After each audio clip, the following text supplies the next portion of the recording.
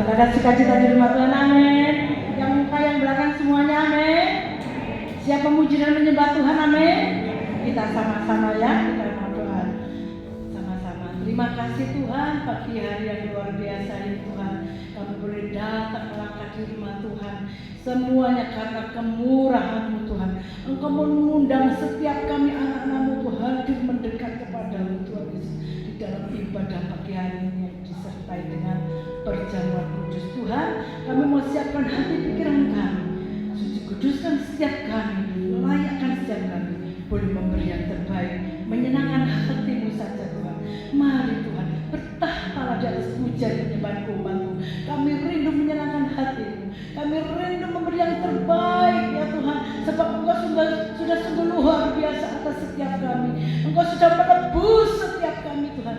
Kami datang kepada-Mu ya Tuhan, milik-Mu Tuhan, ini setiap kami. Kami mulai ibadah pada pagi hari ini dengan pimpinan-Mu ya Roh Kudus. Kami mulai di dalam nama Tuhan Yesus Kristus. Haleluya, amin. Mari berikan sorak-sorai kepada Tuhan. Sambut Dia dengan pujian kita lewat nyanyian ini bagi Dia. Amin. Haleluya.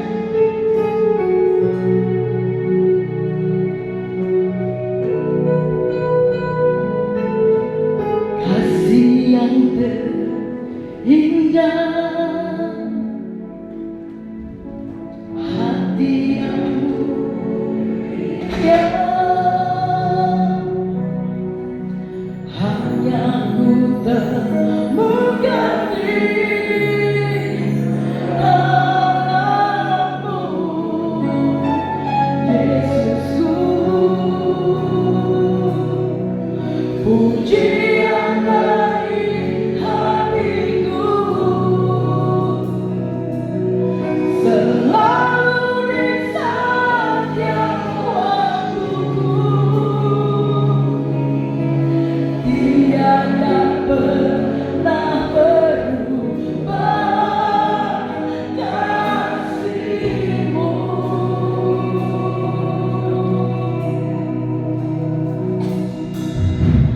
Kasih yang terindah,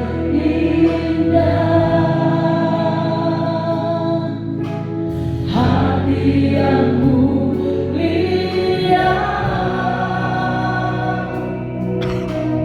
hanya Ku temukan di dalam-Mu, Yesusku. Pujian dari hatiku selalu di setiap waktuku,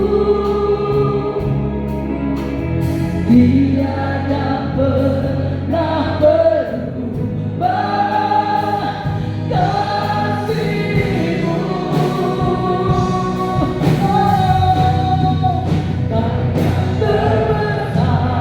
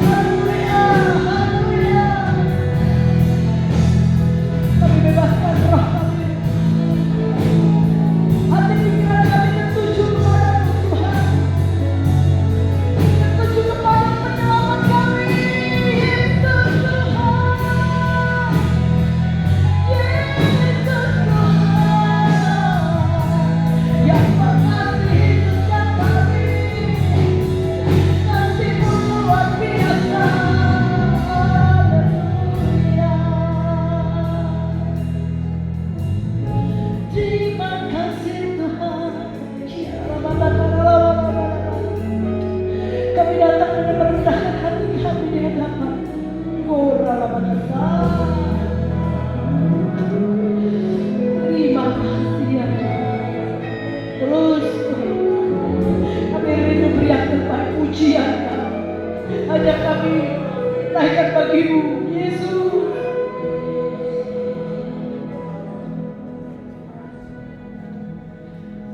Ya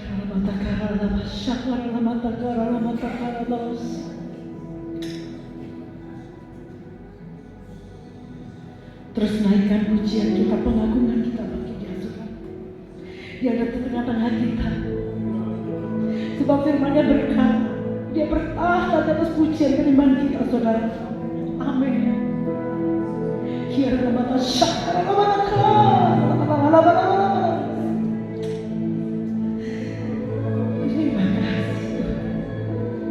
Dengan iman kami datang kepada-Mu, Jesus. Haleluya.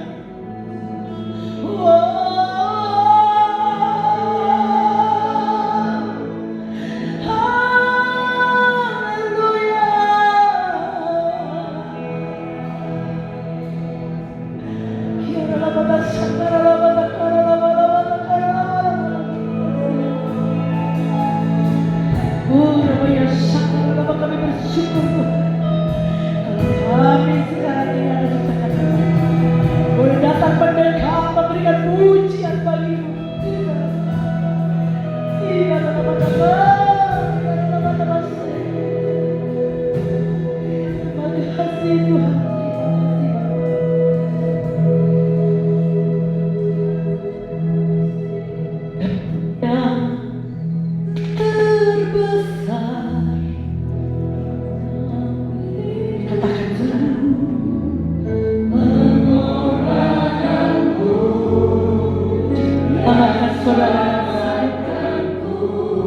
Terima kasih Tuhan. Terima kasih Tuhan.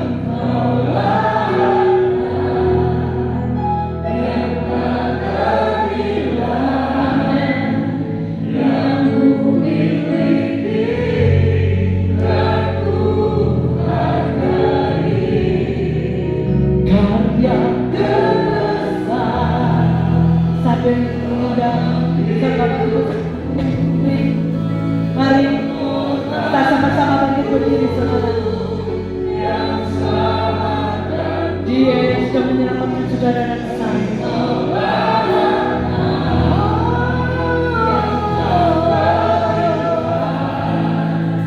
Yang ku miliki dan ku hargai, karya terbesar dalam hidupku, pengorbananmu yang selamatkanku. Engkau Rahana yang tak terhilang, yang ku miliki dan ku hargai. Yesus Engkau ku kasihi. Katakan, Yesus Engkau ku kasihi. Yesus Engkau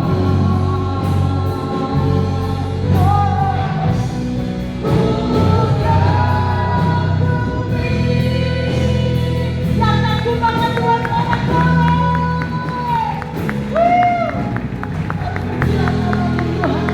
kami sungguh bangga Tuhan sebagai Engkau.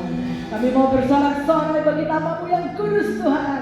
Ini nyanyian kami, pujian kami hanya bagi nama-Mu, hanya di dalam nama Tuhan Yesus Kristus. Mari semua yang siap bersorak-sorai sama-sama kita katakan. Yes. Amin. Haleluya.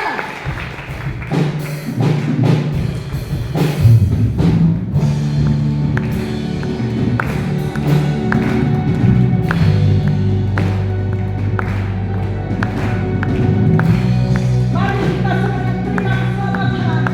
Kita pemujian pujian ini. Katakan Tuhan. Kita beri tepuk dengan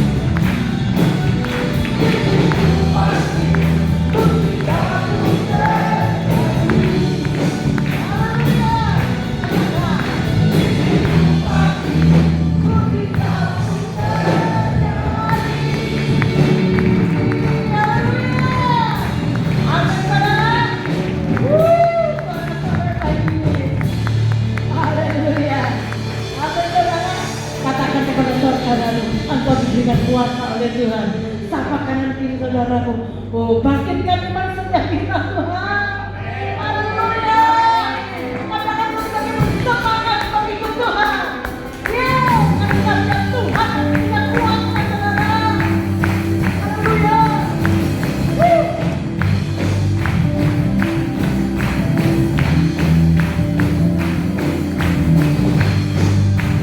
Ayo berhati. Oh, haleluya. Diberi kuasa dan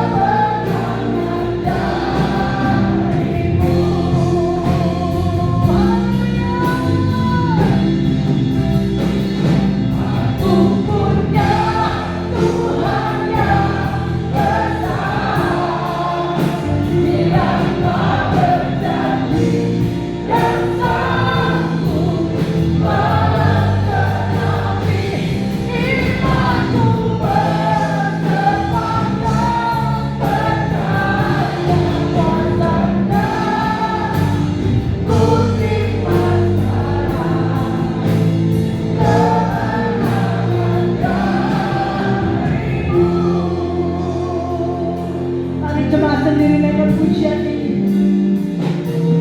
Ku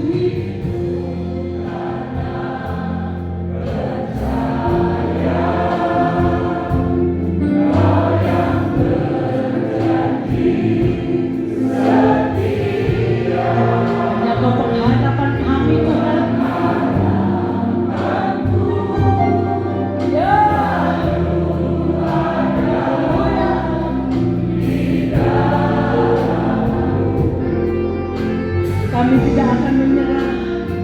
Ya.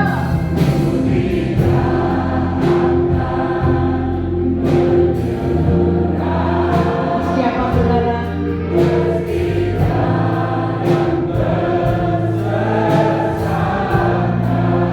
Seluruh hidupku.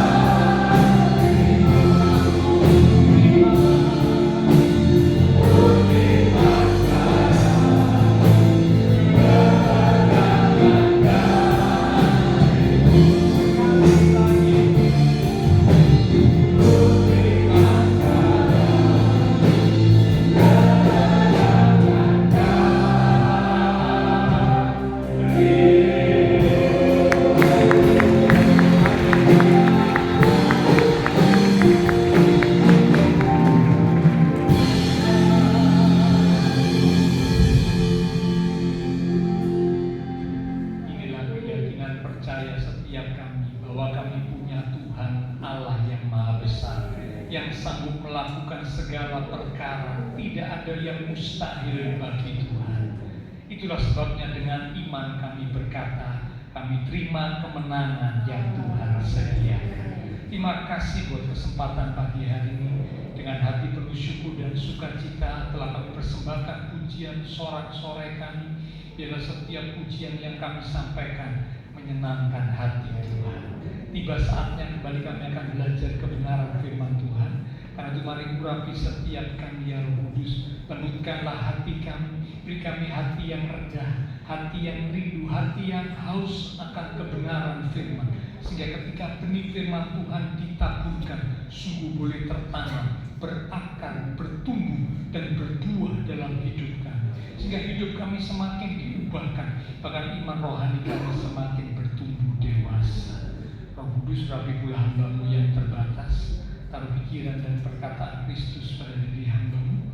Bila Tuhan yang berkata-kata lalu mulut bibir hamba-Mu, sampaikan satu bagi setiap kami saat ini. Kami umat-umat Tuhan siap untuk menerimanya. Di dalam nama Tuhan Yesus Kristus, semua yang siap diberkati dengan firman Tuhan bersama kita berkata amin. Sekarang dulu balik.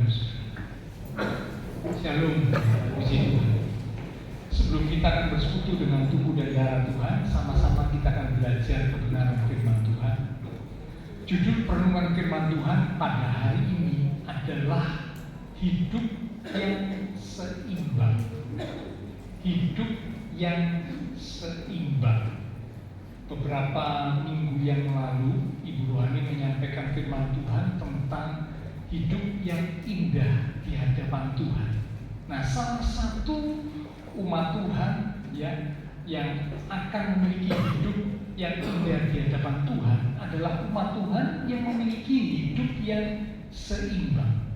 Ya, waktu beberapa minggu yang lalu Ibu Wani menyampaikan tentang hidup yang indah. Salah satu poinnya adalah hidup yang seimbang. Ya, nah pagi hari ini saya akan khusus menyoroti tentang hidup yang seimbang. Hidup yang seimbang adalah kehidupan yang selaras, sebanding. Di kamus arti kata seimbang itu sebanding, selaras, sama berat, tidak berat sebelah.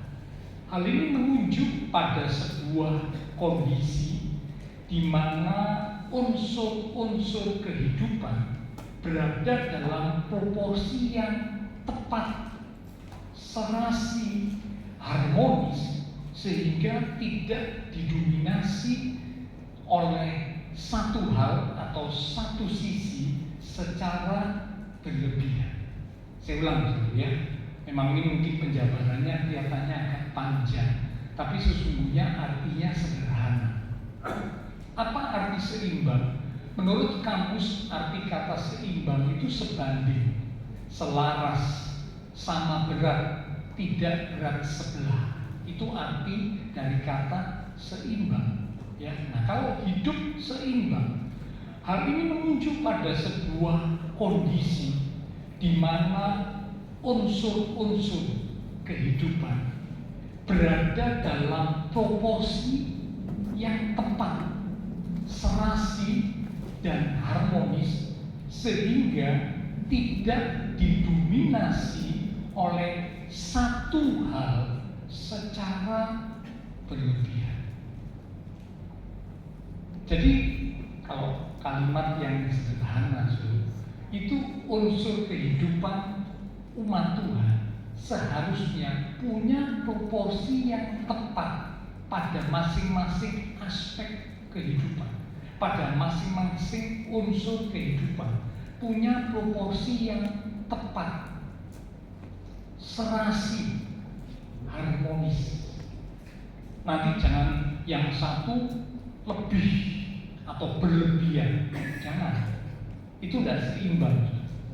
Ya. Kalau seimbang berarti antara yang satu, unsur kehidupan yang satu, aspek kehidupan yang satu, dengan unsur kehidupan yang lain, aspek kehidupan yang lain, itu selaras, seimbang, berada pada proporsi yang tepat, serasi, harmonis, sehingga tidak ada satupun aspek kehidupan atau satupun unsur kehidupan yang mendominasi, yang menguasai kehidupan seseorang. Contoh, ya ini cuma contoh sederhana saja. Ada orang yang hidupnya itu hanya terfokus kepada hal yang lahiriah saja. Nanti kita akan belajar, ini cuma contoh di awal. Hal yang lahiriah, semua terpikir, semua tertuju hanya khusus pada hal yang sifatnya lahiriah. Lahiriah itu apa? Sesuatu yang nampak, sesuatu yang kelihatan. Ada orang yang hidupnya hanya mengejar atau fokus pada yang lahiriah saja. Padahal kalau kita perhatikan dengan seksama, kehidupan kita ini bukan hanya berisi hal-hal yang lahiriah. Ada hal-hal yang tidak nampak, tapi itu bagian dari unsur kehidupan kita. Apa yang tidak nampak? Pikiran kita, hati kita, mental kita, rohani kita, sesuatu yang tidak kelihatan, sesuatu yang tidak nampak. Itu bukan lahiriah. Tapi ada orang yang mengabaikan hal itu, mengabaikan yang tidak nampak dari unsur kehidupannya, diabaikan, tidak diperhatikan, bahkan mungkin disepelekan.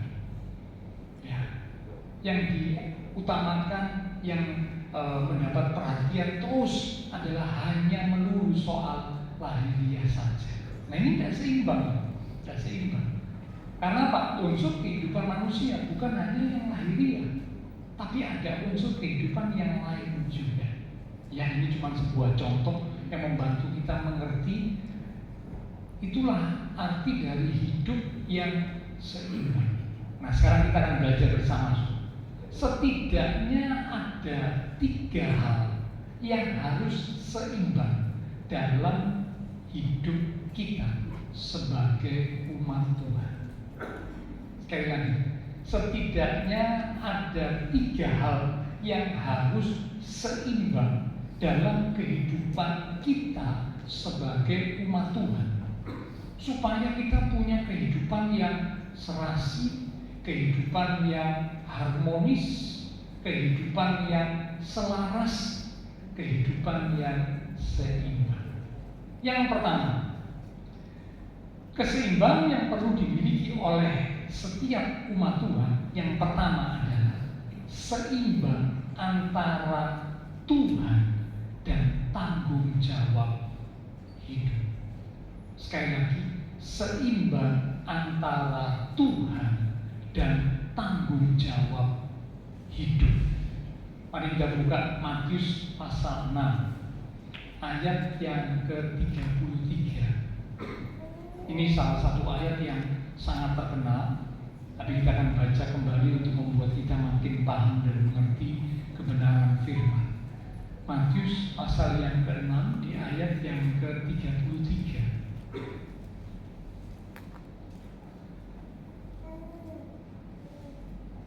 Matius pasal 6 ayat yang ke-33, demikian firman Tuhan.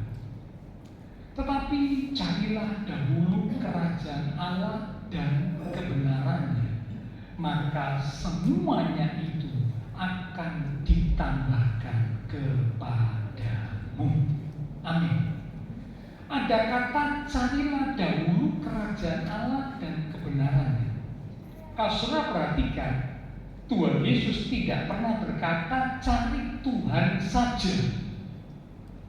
Tidak pernah Tuhan berkata begitu. Tetapi kalimat ini berkata carilah dahulu kerajaan Allah dan kebenarannya. Berarti yang dicari dalam kehidupan kita bukan hanya kerajaan Allah dan kebenarannya. Jadi kalau ada umat Tuhan yang berkata dalam hidup ini pokoknya hanya satu yang kita cari Tuhan saja, itu kurang tepat, itu tidak pas, itu hidupnya akan tidak seimbang. Karena apa? Firman Tuhan berkata bukan hanya kerajaan Allah dan kebenarannya saja yang dicari, ada yang lain yang juga dicari. Ya, tetapi ayat ini hendak mengajarkan prioritas, skala prioritas. Mana yang punya prioritas nomor satu? Mana yang punya prioritas utama dalam hidup kita yang harus kita cari? Itu prioritas utamanya di mana? Itu yang mau disampaikan, diajarkan ayat ini. Ya, jadi sekali lagi jangan salah, saudara. Kalau kita salah mengartikan ayat ini, berbahaya. Kita akan berkata, pokok yang penting dalam hidup ini cuma cari Tuhan saja. Titik. Nah, ini keliru. Ini nggak tepat. Ini nggak alkitabiah. Karena Tuhan Yesus tidak berkata demikian. Tapi Tuhan bilang, carilah dahulu kerajaan Allah dan kebenarannya. Berarti selain mencari Tuhan, juga ada yang lain yang dicari. Ada yang lain dikerjakan selain urusan dengan Tuhan. Nah, keseimbangan antara Tuhan dan tanggung jawab dalam hidup kita, seperti antara doa dan tindakan, doa dan usaha, doa dan kerja. Kalau menurut Bapak Ibu, mana yang lebih penting? Doa dan kerja. Dua-dua sama pentingnya. Ada yang berkata, pokok Pak, yang penting itu cuma doa saja, kerja itu tidak usah, nanti Tuhan kirim berkat. Ini nggak tepat, saudara. Sebaliknya, ada umat Tuhan yang berkata yang penting kerja saja, doa nggak penting. Ini juga nggak tepat. Itulah sebabnya ada sebuah moto berkata ora et labora, berdoa dan bekerja, berdoa dan berusaha, sama-sama penting. Orang yang hanya kerja tanpa Tuhan, satu saat dia akan merasa hidupnya lelah dan kosong. Pasti. Jadi kalau orang melulu hidupnya hanya kerja, tapi tidak memiliki Tuhan, tidak berdoa, tidak tertuju kepada Tuhan, satu saat hidupnya pasti akan lelah, capek, kosong. Karena apa? Lah, itu Salomo sudah punya pengalaman demikian waktu di akhir pemerintahannya, di masa tuanya, hatinya jauh dari Tuhan, ya, karena apa? Hatinya dibawa oleh istri-istrinya kepada ilah-ilah yang lain. Lalu dia merasa hidup ini kok kosong, hidup ini kok merasa hampa. Itu ada di kitab Pengkhotbah. Ya, kalau Bapak Ibu baca kitab Pengkhotbah itu isinya kata yang diulang berulang kali itu adalah semuanya kesia-siaan. Kesia-siaan atas kesia-siaan. Usaha menjaring angin. Usaha menjaring angin ini bicara kesia-siaan. Padahal Salomo ini punya semua yang diinginkan oleh manusia dalam kehidupan. Kekayaan, oh jangan ditanya. Kemuliaan, wah luar biasa, tersohor. Wanita, aduh jangan ditanya. Wanitanya berapa, jangan ditanya. Secara manusia Salomo punya semuanya, tetapi di akhir kehidupannya hidupnya tidak seimbang. Orang yang hanya kerja tanpa Tuhan hidupnya akan lelah dan kosong. Orang yang hanya berdoa tetapi menolak tanggung jawab dalam hidup, hidupnya tidak akan melakukan apa-apa. Hidupnya tidak akan berfungsi, hidupnya tidak akan berguna. Karena apa? Dia bilang yang penting doa, tapi nggak kerja apa-apa, nggak lakukan apa-apa. Ini hidup yang tidak berguna, hidup yang tidak berfungsi. Nah, padahal Tuhan mau kita ada di dunia ini berfungsi, berguna. Tuhan Yesus berkata, adalah kamu jadi garam, jadi terang, jadi berkat. Ini bicara tentang hidup yang berfungsi, hidup yang berguna, hidup yang berdampak. Nah, jadi berarti perlu ada keseimbangan. Orang yang terlalu hanya fokus pada rohani saja, dia bisa lupa akan tanggung jawab dalam hidupnya. Sebaliknya orang yang terlalu fokus pada hal-hal yang duniawi saja, dia bisa jadi lupa akan Tuhan. Hidupnya seharusnya seimbang, tetap bekerja dengan sungguh-sungguh, tetapi juga jangan lupa tetap berdoa dan bergantung kepada Tuhan. Ini hidup yang seimbang.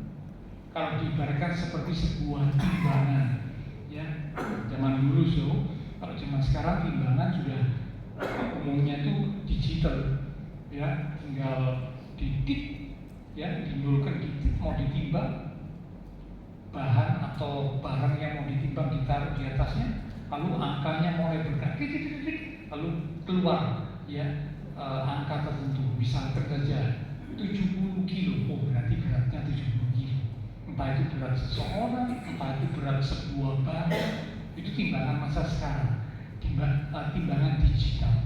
Tapi kalau timbangan zaman dulu beda, soalnya timbangan zaman dulu di pasar-pasar tradisional itu timbangan yang memakai, nah itu saudara tahu ya, ada itu apa, beban seperti kayak apa itu ya, batu gitu, tapi bukan batu, soalnya ada pegangannya, kuningan gitu ya, ada yang 10 kilo, 5 kilo, 2 kilo, 1 kilo, ya, 100 gram dan seterusnya. Kemudian ditaruh barang di sisi yang satu, di satu mulai dikasih beban-bebannya, ya, dikasih 5 kilo, loh kok masih jomplang, ditambahin lagi 2 kilo, loh kok masih jomplang, ditambahin lagi, sampai akhirnya bisa seimbang, ya, antara yang satu dengan yang lain di timbangan itu bisa seimbang, ketemu, gitu saudara. Nah, lalu dilihat bebannya ini yang ditaruh itu berapa saja, dijumlah keluarlah angka, oh ternyata beratnya ini 7,5 kilo, misalkan begitu. Ya itu timbangan zaman dulu seperti itu, seperti kayak sebuah neraca gitu ya, seperti kayak timbangan pada zaman dulu itu seperti itu, ada keseimbangan. Nah, kehidupan kita umat Tuhan seharusnya juga seperti itu, seimbang antara Tuhan dan tanggung jawab kehidupan, seimbang antara doa dan tindakan. Doa tidak bisa menggantikan usaha, usaha tidak bisa menggantikan doa. Keduanya harus berjalan bersama. Ya, ini setiap umat Tuhan harus melakukan. Nggak bisa salah satu. Contoh yang lain, kalau Bapak Ibu melihat sebuah sepeda, sekalipun itu sepeda yang paling mahal sekalipun, ya, kalau dia memang bukan sepeda listrik, maka ketika sepeda itu mau berjalan dengan baik, ketika yang naik atau mengendarai sepeda itu mengayuh, dia harus mengayuhnya itu dua sisi, ya, dua sisi. Sisi apa? Yang satu sisi kaki kanan, yang satu sisi kaki kiri. Tidak mungkin yang mengayuh ini cuma satu sisi, kaki kanan saja mengayuh, kaki kirinya enggak. Atau sebaliknya, kaki kiri saja, kaki kanannya enggak. Tidak mungkin bisa. Sepedanya itu nggak akan bisa berjalan dengan sebagaimana mestinya. Beda sama sepeda listrik ya. Kalau sepeda listrik ya sudah pakai pengayuh sebenarnya, tinggal pakai aki, ada mesinnya, nah langsung jalan gitu aja karena listrik. Tapi kalau sepeda ontel, sepeda yang bukan listrik harus mengayuh, dan mengayuhnya harus kedua sisi, rong sisi ya, dua sisi. Sisi apa? Sisi kiri dan sisi kanan. Keduanya harus mengayuh seimbang, mengayuh ya, setelah kanan kiri, kanan kiri, kanan kiri, barulah sepedanya maju, bergerak, berjalan dengan seimbang. Dalam hidup ini juga sama, ya. Sebagai umat Tuhan, orang Kristen, seharusnya memiliki kehidupan yang seimbang. Berdoa seolah-olah semuanya tergantung kepada Tuhan. Memang kita harus berdoa karena kita yakin semua tergantung kepada Tuhan. Betul. Tetapi jangan lupa juga bekerja, berusaha seolah-olah Tuhan mempercayakan tugas tanggung jawab itu kepada kita. Jadi lakukan bagian kita. Tugas tanggung jawab harus dilakukan. Kalau kerja, ya kerja yang baik, kerja yang jujur, kerja yang rajin, yang bisa dipercaya. Tapi jangan lupa juga berdoa. Karena apa? Ora et labora. Berdoa dan bekerja, berdoa dan berusaha. Ya, jadi ini yang pertama, seimbang antara Tuhan dan tanggung jawab kehidupan, antara doa dan usaha atau tindakan atau kerja. Seimbang, tidak bisa salah satu, tidak bisa, harus seimbang. Yang kedua, keseimbangan yang harus dimiliki oleh umat Tuhan yang kedua adalah seimbang antara rohani dan jasmani. Ini yang tadi sempat saya kasih contoh di awal ya. Seimbang antara rohani dan jasmani. 1 Tesalonika pasal yang kelima di ayat yang ke-23. 1 Tesalonika pasal yang kelima di ayat yang ke-23. Saya akan bacakan 1 Tesalonika pasal 5 di ayat yang ke-23. Demikian firman Tuhan. Semoga Allah damai sejahtera menguduskan kamu seluruhnya, dan semoga roh, jiwa, dan tubuhmu terpelihara sempurna dengan tak bercacat pada kedatangan Yesus Kristus Tuhan kita. Dikatakan saudara, Tuhan memperhatikan seluruh aspek kehidupan kita. Dalam doanya Rasul Paulus berkata, roh, jiwa, dan tubuhmu. Bukan hanya roh saja, bukan hanya jiwa saja, bukan hanya tubuh saja, tetapi roh, jiwa, dan tubuh terpelihara dengan sempurna. Tuhan memperhatikan seluruh aspek kehidupan kita. Setidaknya ya, dalam hidup kita ada unsur jasmani, ada unsur rohani. Jasmani ini yang nampak, yang kelihatan, fisik, lahiriah, itu jasmani. Termasuk salah satunya tubuh kita. Ini jasmani loh. Ya, tubuh itu nampak. Sedangkan rohani bicara tentang sesuatu yang tidak nampak, tidak kelihatan, tidak lahiriah, tidak lahiriah. Nah, ini dua-dua dimiliki oleh setiap manusia. Ada rohani, ada jasmani. Ada yang nampak, ada yang tidak nampak dalam hidup kita. Tuhan memperhatikan semuanya. Nah, kalau manusia hanya memperhatikan salah satu saja, maka kehidupannya bisa menjadi tidak seimbang. Mari kita lihat satu ayat ya. 1 Timotius pasal yang keempat di ayat yang ke-8. 1 Timotius pasal yang keempat di ayat yang ke-8. Demikian firman Tuhan. Latihan badani terbatas gunanya, tetapi ibadah itu berguna dalam segala hal, karena mengandung janji, baik untuk hidup ini maupun untuk hidup yang akan datang. ayat 9, perkataan ini benar. Benar itu berarti sesuatu yang sungguh benar, benar yang absolut dan patut diterima sepenuhnya. Ayat ini hendak menunjukkan bahwa hal yang jasmani atau lahiriah, tubuh, itu perlu untuk diperhatikan. Tetapi yang lebih penting itu yang rohani. Tubuh penting.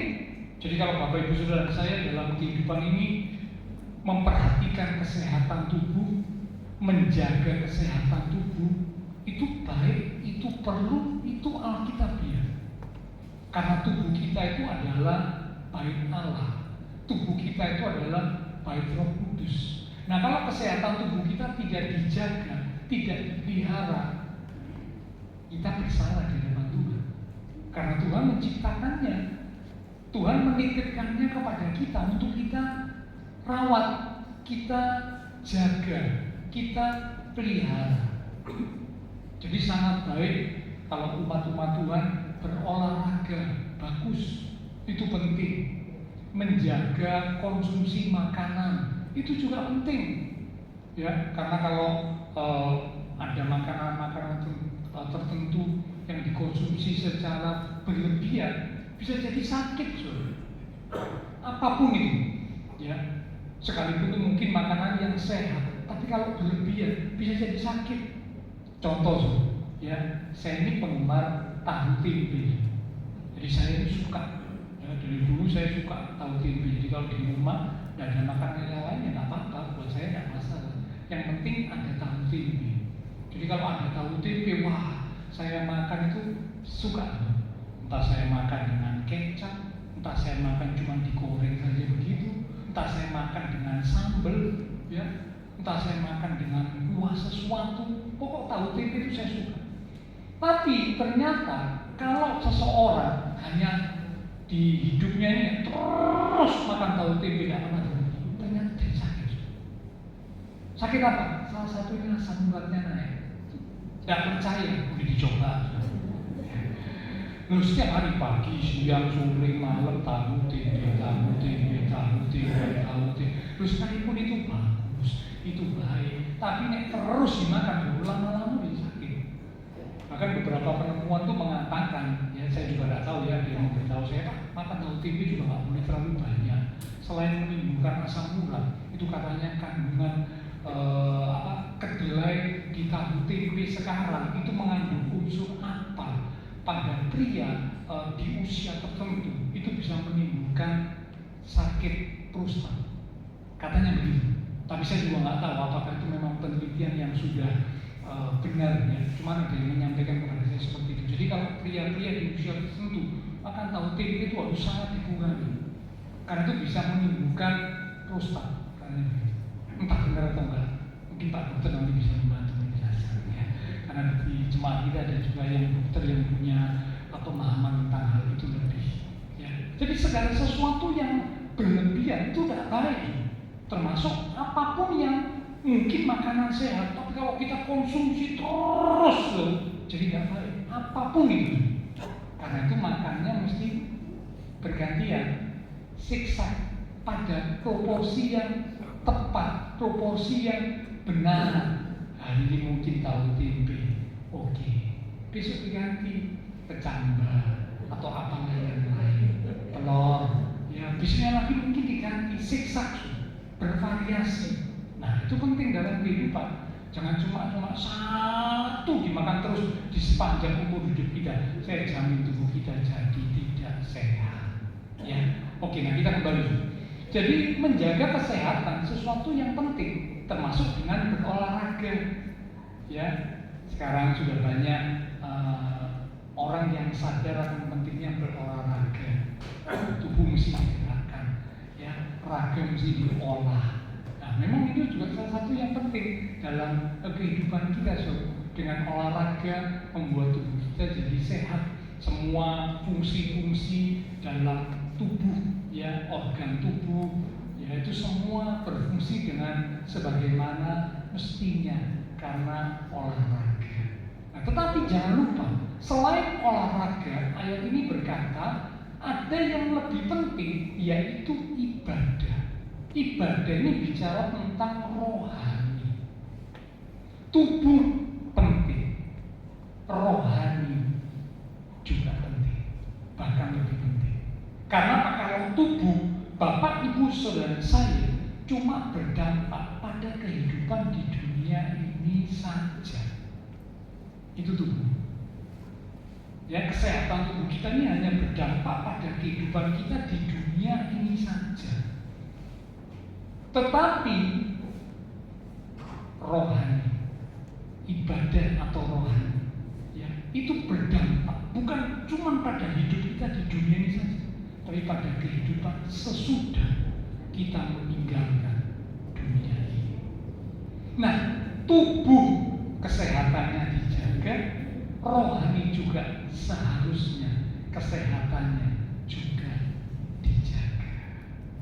Jangan sampai dalam kehidupan kita tidak menjaga kesehatan kedua-duanya. Memforsir diri sampai mengalami kelelahan, baik kelelahan rohani ataupun kelelahan fisik, itu adalah sesuatu yang salah. Ada orang-orang yang memforsir itu apa ya? Memaksa dirinya begitu rupa. Ya, entah itu fisik jasmaninya dipaksa, entah itu rohaninya dipaksa. Ada yang kerjanya begitu luar biasa, ya, sampai akhirnya jadi sakit. Ada juga hamba-hamba Tuhan yang melayaninya begitu luar biasa, ya, tidak kenal waktu, katanya siap menerima panggilan atau konseling atau apa 24 jam. Wow, ya, kalau saya terus terang saya nggak siap, ya. Kalau 24 jam saya menyerah. Karena apa? Nah, kalau 24 jam siapa orang yang kuat? Nah, kalau ada hamba Tuhan yang hati-hati, dia buka pelayanan sampai 24 jam, sampai pada satu titik di mimbar ataupun di pelayanan dia bisa kolaps, bisa jatuh, dan itu banyak terjadi. Dia tiba-tiba lagi Mbak Firman kena stroke, jatuh lagi Mbak Firman, tiba-tiba jatuh, tidak bisa ngomong, dan selanjutnya kena stroke. Karena apa? Memforsir diri. Jadi kesehatan tubuh perlu dijaga, kesehatan rohani juga perlu dijaga. Ini yang kedua, seimbang antara rohani dan jasmani. Tidak boleh hanya memperhatikan jasmani saja, tidak boleh. Memperhatikan rohani saja, tidak boleh. Kedua-duanya harus diberi perhatian. Jasmani diperhatikan, demikian juga rohani lebih lagi diperhatikan. Karena berdampak selain untuk hidup-hidupnya, juga kehidupan sesudah kita meninggalkan dunia ini. Yang ketiga sekarang, yang terakhir. Ya, jadi yang pertama, seimbang antara Tuhan dan tanggung jawab dalam kehidupan, antara doa dan usaha harus seimbang. Tidak boleh jomplang, tidak boleh salah satu, tidak boleh, harus seimbang. Yang kedua, seimbang antara rohani dan jasmani, harus seimbang. Yang ketiga, yang terakhir, seimbang antara menerima dan memberi. Seimbang antara menerima dan memberi. Kalau diibaratkan seperti sebuah handphone, gadget, sebagus apapun sebuah handphone atau gadget, kalau terus dipakai tanpa pernah dicas baterainya, maka saya berani memastikan sampai pada satu titik handphone itu akan mati. Pasti. Sebagus apapun handphone Bapak Ibu Saudara, kalau tidak pernah dicas, terus dipakai, tidak pernah dicas, sampai pada satu titik blek, mati, tidak bisa lagi digunakan. Karena apa? Tidak pernah dicas. Tapi sebaliknya juga, kalau ada sebuah handphone selalu dicas tapi tidak pernah dipakai, jadi di sepanjang Handphone itu ada selalu nyolot di cas-casan juga. Tapi tidak pernah dipakai, dicas terus. Ya tinggal tunggu waktu aja. Tunggu waktu apa? Ya, entah baterainya meledak, entah handphonenya juga terkena sesuatu akhirnya jadi rusak. Karena apa? Selalu dicas tanpa pernah dipakai. Yang benar adalah pertama kali dicas, diisi, setelah diisi penuh mulai dipakai. Sampai pada kondisi tertentu mungkin 20% atau mungkin sedikit di bawah itu dicas lagi sampai sudah mencapai 90% atau lebih dicabut, dipakai lagi. 20% kurang lebih dicas lagi, demikian selanjutnya. Baru handphone itu akan bekerja, berfungsi sebagaimana mestinya. Ada waktunya handphone itu dicas, ada waktunya handphone itu dipakai, digunakan. Hidup kita juga sama, Bapak Ibu Saudara. Bagaikan seperti sebuah handphone. Ada waktunya kita itu memberi, tetapi ada waktunya juga kita menerima. Kalau hidup ini hanya menerima saja, maka kita akan menjadi orang yang egois. Seperti pemazmur berkata, silintah berkata ini untukku dan untukku. Jadi kalau lintah itu selalu begitu ya. Ini punyaku, yang ini juga untukku. Ya, weku, weku, weku, weku, semua untukku dan untukku. Nah, ada orang yang dalam hidup selalu hanya mau menerima saja. Ini akan jadi orang yang egois. Tapi sebaliknya, kalau hidup ini hanya memberi saja, sampai pada satu titik, entah. Kamu cuma terus memberi saja. Seperti kayak handphone, walaupun handphonenya canggih, hebat, ciamik, ini dipakai terus, entek nanti handphonenya. Sama hidupnya kalau cuma memberi saja, sudah ada menerima sama sekali, satu titik kolaps. Habis selalu memberi, ya. Ataupun memberi tanpa hikmat. Ada orang-orang yang begitu sukanya memberi sampai memberi tanpa hikmat. Ini hanya membuat apa? Dia jadi lelah, jadi capek, karena kamu memberi tanpa hikmat. Jadi memberi pun ternyata juga perlu hikmat. Memberi pun juga perlu bimbingan tuntunan Tuhan. Ya, nah Kisah Para Rasul pasal 20 ayat 35. Ayo kita lihat. Ini salah satu ayat yang juga sudah terkenal. Ya. Kisah pasal yang ke-20 di ayat yang ke-35. Demikian firman Tuhan. Dalam segala sesuatu telah kuberikan contoh kepada kamu bahwa dengan bekerja demikian kita harus membantu orang-orang yang lemah dan harus mengingat perkataan Tuhan Yesus. Sebab Ia sendiri telah mengatakan adalah lebih berbahagia memberi daripada menerima. Adalah lebih berbahagia memberi daripada menerima.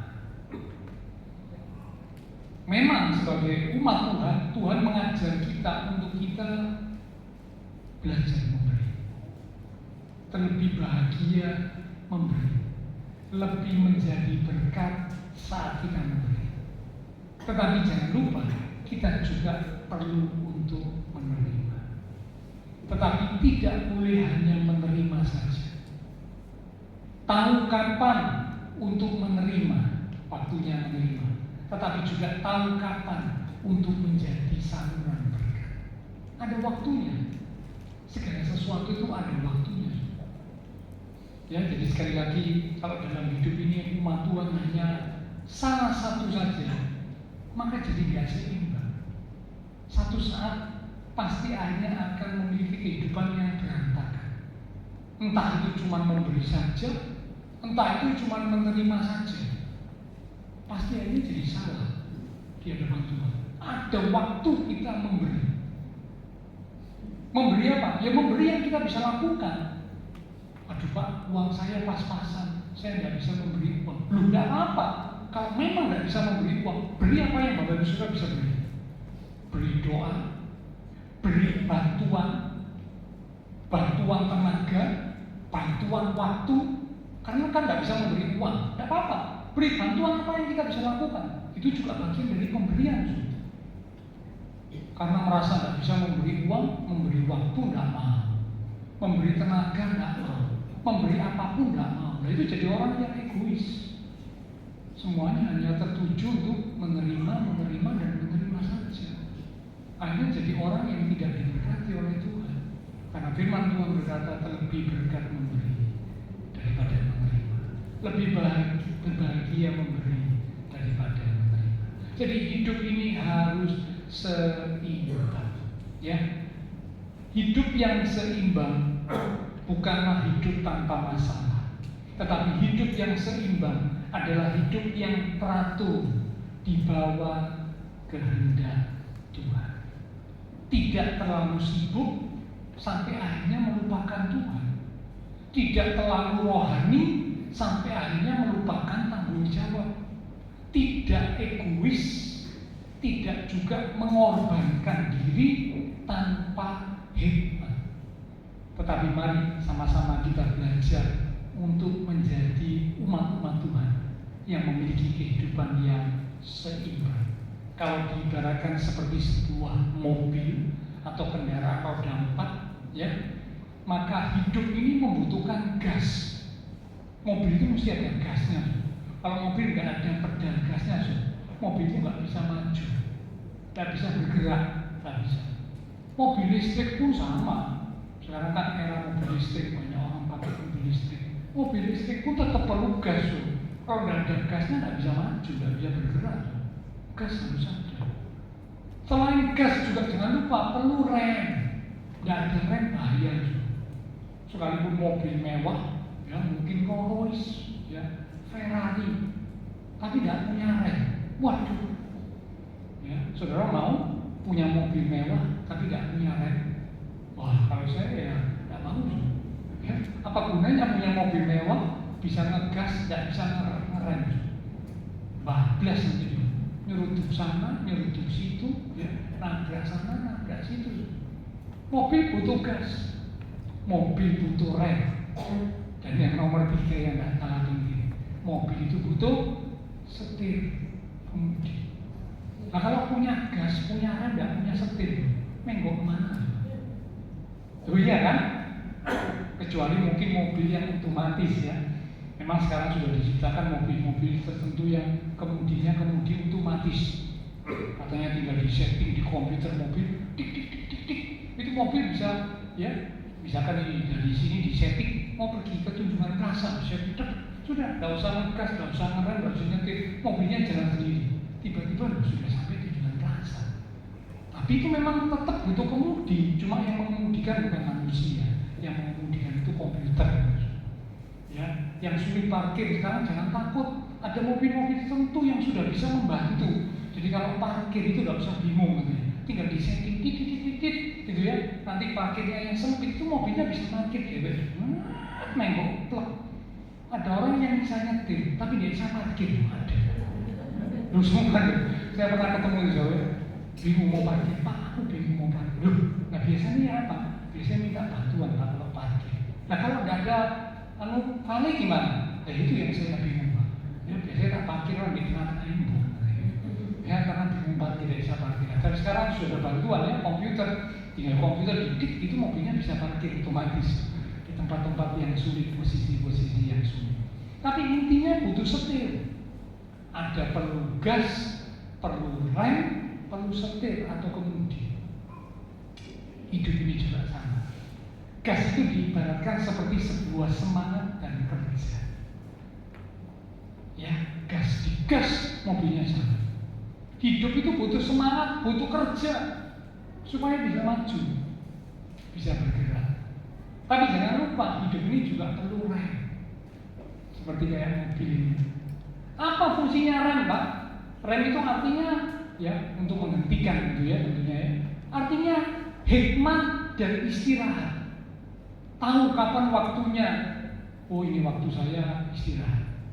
Tuhan Yesus waktu dia ada di muka bumi dalam pelayanannya, salah satu ayat mencatat Tuhan itu juga beristirahat. Karena Tuhan Yesus waktu itu mengenakan tubuh jasmani. Tuhan Yesus juga beristirahat, tubuhnya perlu istirahat. Nah kita manusia, kita umat Tuhan juga perlu istirahat. Nah itu rem. Kalau seperti mobil ibarat rem, perlu hikmat, perlu istirahat. Dan yang ketiga, ibarat mobil itu setir. Hidup ini kita butuh ada yang mengemudikan. Siapa yang mengemudikan? Seharusnya yang mengemudikan, yang memimpin, yang menuntun langkah hidup kita adalah Tuhan. Kalau Tuhan yang jadi kemudi, yang pegang kemudi atas hidup kita, gak akan salah arah, gak akan melenceng, gak akan tersesat, gak akan. Tapi kalau yang mengemudikan itu pikiran kita sendiri. Nah ini, pikiran kita bisa salah. Satu ayat berkata, ada jalan yang disangka orang lurus, Amsal berkata demikian, tapi ujungnya menuju kepada maut, kebinasaan. Karena pikiran kita ini terbatas. Kadang kita menyangka dengan pikiran kita, dengan analisa pikiran kita, oh ini sudah yang paling tepat, ini sudah yang paling benar, ini yang paling top, ini pilihan yang paling top chair. Ternyata salah. Ingat dong kisahnya Lot. Otaknya menganalisa, waduh daerah Sodom Gomora dan sekitarnya seperti taman Tuhan. Tapi ternyata salah. Hancur. Istrinya jadi tiang garam, anak-anaknya melakukan hubungan seks dengan bapaknya sendiri. Keluarga mereka hancur. Karena apa? Salah milih. Ada jalan yang disangka orang lurus, tapi ujungnya menuju maut, kebinasaan. Pikiran kita terbatas. Bila Tuhan yang jadi pemegang kemudi atas hidup kita, sehingga kita tidak salah arah, kita tidak tersesat dan sebagainya. Ya, mari sama-sama kita mau belajar untuk memiliki kehidupan yang seimbang. Seimbang. Yang pertama, seimbang antara Tuhan dengan tanggung jawab, doa dengan usaha, seimbang. Yang kedua, seimbang antara hal yang rohani dan jasmani. Jangan cuma diperhatikan salah satu, tidak bisa kedua-duanya. Dan yang ketiga, seimbang antara menerima dan memberi. Amin. Dalam kiranya firman Tuhan boleh jadi berkat untuk kita sekalian. Kita sebentar akan masuk dalam persekutuan dengan tubuh dan darah Tuhan. Silakan pelayan Roh Kudus dan juga pelayan mimbar untuk maju ke depan. Ajar kami Tuhan menghitung hari.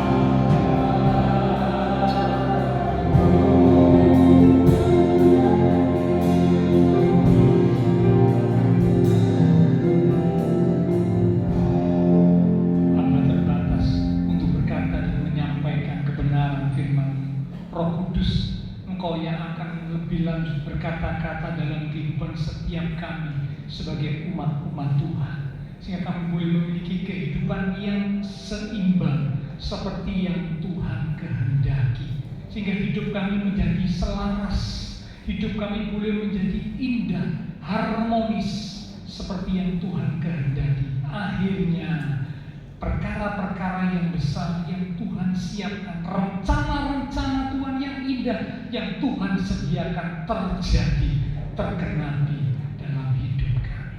Terima kasih Tuhan, terima kasih. Sebentar kami umat-umat Tuhan akan bersekutu dengan tubuh dan darah Tuhan yang kudus di dalam perjamuan kudus. Sebelum kami masuk dalam persekutuan dengan tubuh dan darah Tuhan, kami merendahkan diri di hadapan Tuhan. Kami introspeksi diri kami. Jika ada dosa, kesalahan yang sudah kami lakukan, baik lewat perbuatan kami, lewat perkataan kami, ataupun pemikiran kami yang tidak sesuai dengan kehendak Tuhan, pagi ini sebelum kami bersekutu dengan tubuh dan darah Tuhan, kami mohon pengampunan Tuhan. Ampuni kami Tuhan, ampuni akan segala dosa kesalahan yang telah kami lakukan, yang telah kami ucapkan, yang telah kami pikirkan, yang tidak sesuai dengan apa yang Tuhan mau. Ampuni kami Tuhan, ampuni kami. Kami percaya ketika setiap kami umat-umat Tuhan memohon pengampunan Tuhan dengan penuh kesungguhan, merendahkan diri di hadapan Tuhan, maka janji firman-Mu berkata, Engkau Allah yang setia dan adil. Engkau berjanji untuk mengampuni kami dari segala dosa kami. Kami dikuduskan, disucikan, dilayakkan, sehingga sebentar kami boleh bersekutu dengan tubuh dan darah Tuhan yang kudus. Engkau berkati roti dan anggur yang akan kami terima. Kami rindukan sungguh melalui persekutuan dengan tubuh dan darah Tuhan pada pagi yang sungguh-sungguh iman setiap kami semakin diteguhkan. Kami boleh menjadi umat-umat Tuhan yang semakin kuat, semakin teguh di dalam Tuhan. Urapi setiap hamba-hamba-Mu yang akan melayani. Dengan hati yang siap, kami akan menerima tubuh dan darah Tuhan yang kudus. Dalam nama Tuhan Yesus Kristus kami sudah berdoa. Amin. Kasih Allahku sungguh telah terpenuhi. Sekali lagi kasih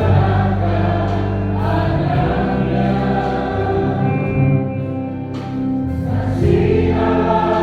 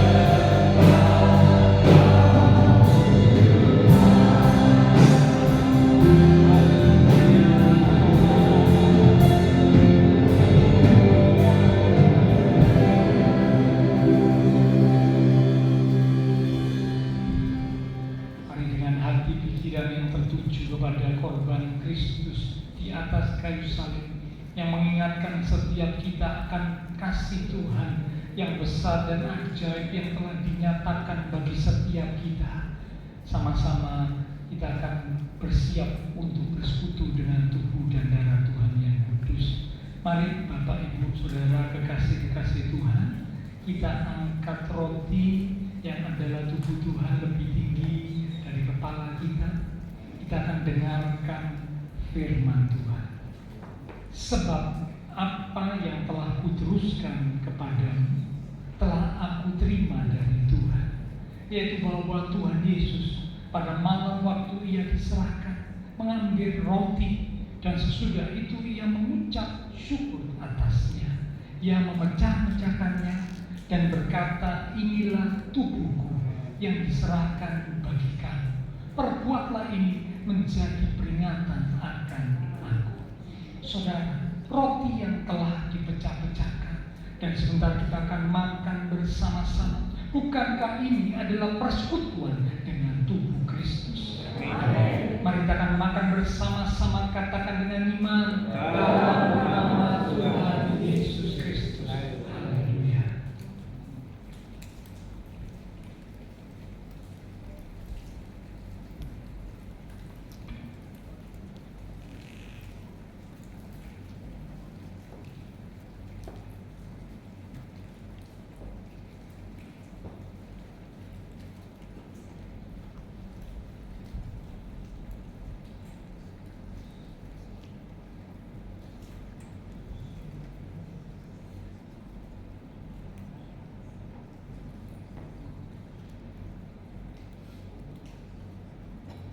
Terima kasih Tuhan. Terima kasih untuk persekutuan dengan tubuh.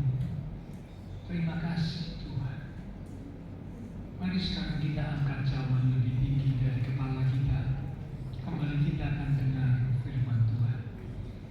Demikian juga yang mengambil cawan sesudah makan, lalu berkata, cawan ini adalah perjanjian baru yang dimeteraikan oleh darahku, darah perjanjian yang ditumpahkan untuk pengampunan dosa.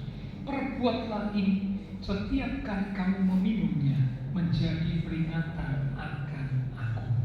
Saudara, cawan yang telah kita mintakan berkat atasnya dan sebentar kita akan minum bersama-sama. Bukankah ini adalah persekutuan dengan darah Kristus? Mari kita akan minum bersama-sama, katakan dengan iman, dalam nama Tuhan Yesus Kristus. Haleluya.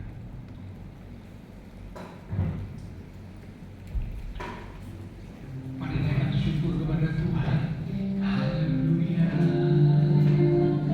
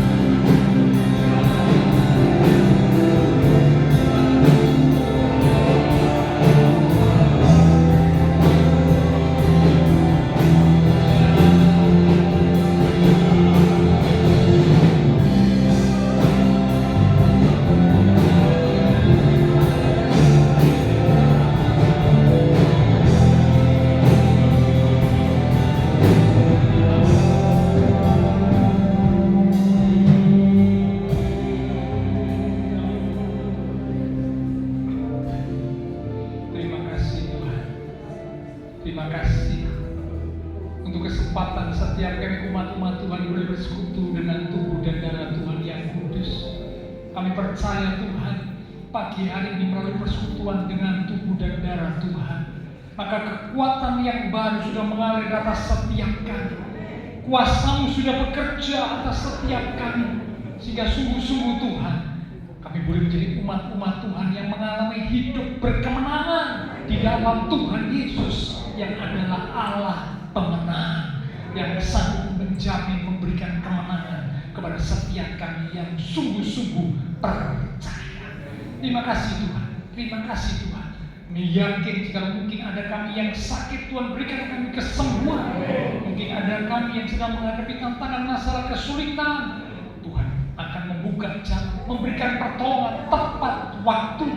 Mungkin ada kesedihan, kesusahan yang sedang kami hadapi, Tuhan menjadi penghibur, penolong, pembela buat kami. Terima kasih Tuhan Yesus, terima kasih Tuhan. Kami percaya semua kami umat-umat Tuhan diberkati Tuhan, diberkati iman rohani, diberkati keluarga rumah tangga, diberkati usaha pekerjaan, diberkati studi sekolah, diberkati kesehatan kami, bahkan diberkati masa depan kami. Terima kasih Tuhan. Semua yang sudah melayani, persembahan yang dipersembahkan, apapun yang dilakukan setiap umat Tuhan, karena mengasihi Tuhan, Allah sumber segala berkat akan memberkati kembali dan terus memakai kehidupan setiap kami untuk kami boleh lebih lagi berkarya bagi Tuhan untuk kemuliaan Tuhan. Terima kasih Tuhan Yesus, terima kasih. Kami berdoa buat teman-teman seiman kami yang tidak bisa hadir, Tuhan menilik, melawat setiap mereka. Berdoa untuk kesehatan Pak Beni, untuk pemulihan Ibu Sandra, dan juga teman-teman seiman kami yang lain yang sakit. Pada tempat ini kami berdoa Tuhan, biar kuatkan, teguhkan iman setiap mereka. Kami percaya bahwa bagi Tuhan tidak ada yang mustahil. Jika Engkau menghendaki untuk sembuh, tidak ada yang mustahil bagimu. Kami berdoa bila kuasa Tuhan yang ajaib bekerja atas setiap teman-teman seiman kami yang sakit, sehingga mereka boleh mengalami kuasa kesembuhan dari Tuhan. Yang lemah dikuatkan, yang susah dihiburkan. Bahkan mungkin ada mereka yang sedang bepergian, Tuhan juga lindungi sertai mereka. Terima kasih Tuhan. Kami berdoa memberkati bangsa negara kami Indonesia, pemimpin-pemimpin bangsa kami, kota kami Surabaya, demikian juga tetangga lingkungan sekitar gereja Tuhan. Memberkati setiap jemaat-jemaat Tuhan yang berulang tahun sepanjang minggu ini, bila melalui pertambahan usia yang Tuhan beri, membawa setiap kami menjadi umat-umat Tuhan yang semakin sungguh mengasihi Tuhan. Terima kasih Tuhan, terima kasih. Setelah selesai ibadah, kami akan berpisah satu dengan yang lain, kembali ke aktivitas kami, kembali ke keluarga rumah tangga kami. Biarlah segala berkat, anugerah, damai, sukacita yang melimpah dari Allah Bapa surga, kasih Tuhan Yesus Kristus, persekutuan dengan kuasa Roh Kudus akan terus memimpin, menuntun langkah kehidupan setiap kita. Itu terus menyertai kita sekalian mulai pagi sampai Maranatha Tuhan Yesus datang kembali. Di dalam nama Tuhan Yesus Kristus, semua yang percaya diberkati Tuhan. Mari bersama dengan iman kita berkata,